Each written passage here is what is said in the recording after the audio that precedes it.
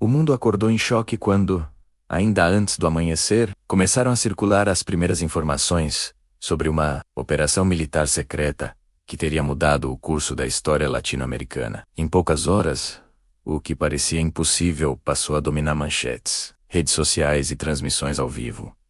Forças dos Estados Unidos teriam entrado em Caracas, atravessado uma das áreas militares mais protegidas da Venezuela e capturado Nicolás Maduro, levando-o sob custódia para enfrentar a justiça americana. A notícia se espalhou como um incêndio global, misturando incredulidade, medo, euforia e um sentimento generalizado de que nada mais seria como antes. Segundo os relatos que emergiram ao longo do dia, a ação começou no silêncio da madrugada, quando parte da capital venezuelana mergulhou na escuridão após falhas no fornecimento de energia. Moradores relataram sons de aeronaves cruzando o céu, ruídos de explosões distantes e movimentações incomuns de tropas. Enquanto a cidade ainda tentava entender o que estava acontecendo, fontes ligadas ao governo americano afirmavam que aquela era a fase final de uma operação planejada durante meses, envolvendo inteligência, vigilância e coordenação entre diferentes ramos das Forças Armadas dos Estados Unidos. De acordo com essa narrativa,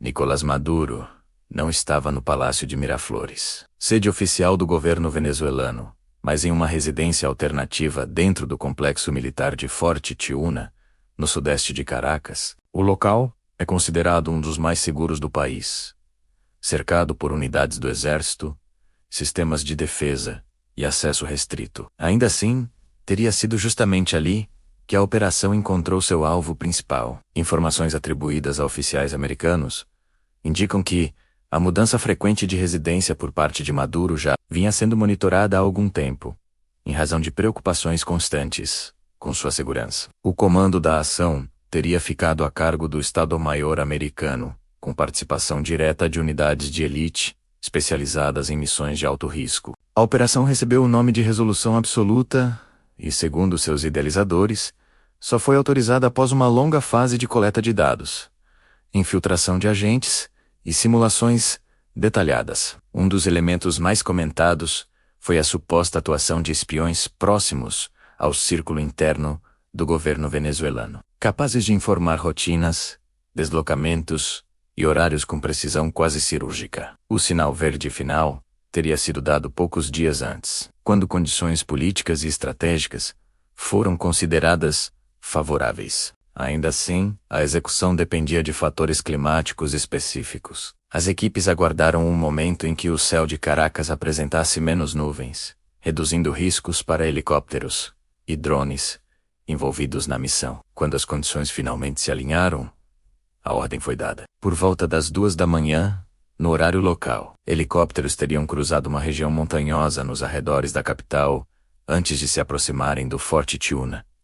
Relatos indicam que militares venezuelanos abriram fogo contra as aeronaves, tentando impedir o avanço. Mesmo sob ataque, as forças americanas teriam conseguido romper o bloqueio e iniciar a varredura do complexo, avançando rapidamente em direção à área onde Maduro se encontrava. A narrativa se intensifica ao descrever os momentos finais da captura. Ao perceber a invasão, Maduro e sua esposa, Cília Flores, teriam tentado se refugiar em um bunker. No entanto, segundo a versão apresentada, não conseguiram fechar a porta a tempo. Ambos foram detidos e levados às pressas para fora do complexo sob escolta pesada. Durante a retirada, novas tentativas de ataque contra os helicópteros teriam ocorrido, mas a missão seguiu adiante sem baixas entre os militares americanos. Poucas horas depois, já fora do espaço aéreo venezuelano, Maduro e sua esposa teriam sido transferidos para um navio de guerra americano. Imagens divulgadas posteriormente mostrariam o líder venezuelano com os olhos e ouvidos cobertos, segurando uma garrafa de água, em uma cena que rapidamente se espalhou pela internet e se tornou o símbolo daquele episódio. A partir dele, o destino seria solo americano. A aeronave pousou em um aeroporto militar no norte do estado de Nova York, onde agentes federais aguardavam. Já sob a proteção de forças de segurança, o casal foi conduzido para um hangar e, em seguida, transportado de helicóptero até a cidade de Nova York. Ali, segundo as informações divulgadas, começaria um dos processos judiciais mais controversos e comentados da história recente das relações internacionais. Enquanto isso nos Estados Unidos, o então presidente Donald Trump teria acompanhado cada etapa da operação em tempo real, cercado por assessores de alto escalão, líderes militares e chefes de inteligência. De acordo com fontes próximas à Casa Branca, uma réplica exata da residência usada por Maduro teria sido construída meses antes, para treinar a equipe responsável pela captura, simulando entradas rotas e possíveis reações do alvo. Drones e aeronaves de guerra permaneceram em posições estratégicas, prontos para intervir caso a situação saísse do controle. A repercussão internacional foi imediata. Governos de diferentes países reagiram com surpresa e preocupação. Aliados tradicionais dos Estados Unidos pediram cautela e respeito ao direito internacional, enquanto nações próximas ao governo venezuelano classificaram a ação como uma violação grave da soberania nacional. Organismos multilaterais alertaram para o risco de escalada de tensões e para o precedente que uma operação desse tipo poderia criar no cenário global. Dentro dos próprios Estados Unidos, o episódio dividiu opiniões.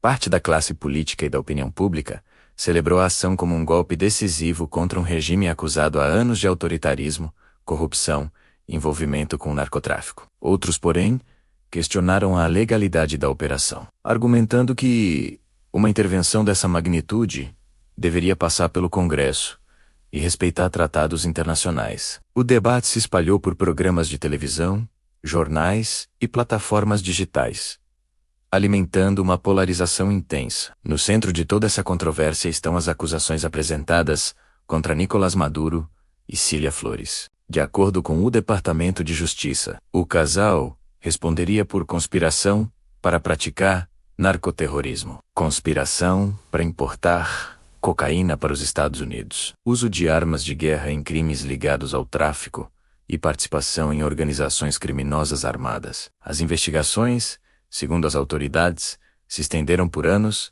e envolveram cooperação internacional, escutas autorizadas e depoimentos de colaboradores. Especialistas em direito internacional apontam que o caso levanta questões complexas sobre imunidade de chefes de Estado, jurisdição e aplicação de leis nacionais a líderes estrangeiros. A defesa de Maduro, conforme antecipado por analistas, deve argumentar que ele continua sendo o presidente legítimo da Venezuela e, portanto, não poderia ser julgado por um tribunal estrangeiro. Já a promotoria sustenta que os crimes imputados extrapolam fronteiras e representam ameaça direta à segurança dos Estados Unidos. Enquanto o processo judicial se desenrola, a Venezuela enfrenta um cenário de incerteza profunda. Com a ausência de seu principal líder, disputas internas pelo poder se intensificam. Manifestações tomam as ruas e o clima político se torna cada vez mais instável. A economia, já fragilizada por anos de crise, sanções e hiperinflação, sente os impactos imediatos da turbulência. O futuro do país passa a ser tema de especulação constante, tanto dentro quanto fora de suas fronteiras. Analistas internacionais afirmam que este episódio, real ou alegado, marca um ponto de inflexão na geopolítica das Américas. A possibilidade de um líder em exercício ser capturado por forças estrangeiras e levado a julgamento em outro país desafia conceitos tradicionais de soberania e redefine limites de atuação internacional. Ao mesmo tempo, reacende discussões sobre até onde vai o combate ao crime transnacional e quais instrumentos podem ser utilizados para enfrentá-lo. À medida que novas informações surgem e versões se chocam, uma coisa é certa: a história envolvendo Nicolás Maduro, os Estados Unidos e a Venezuela continuará sendo acompanhada com atenção pelo mundo inteiro. Seja vista como um ato de justiça, uma intervenção ousada ou uma violação perigosa da ordem internacional, essa narrativa já se consolidou como uma das mais impactantes e controversas do nosso tempo, prometendo desdobramentos que ainda estão longe de um desfecho definitivo.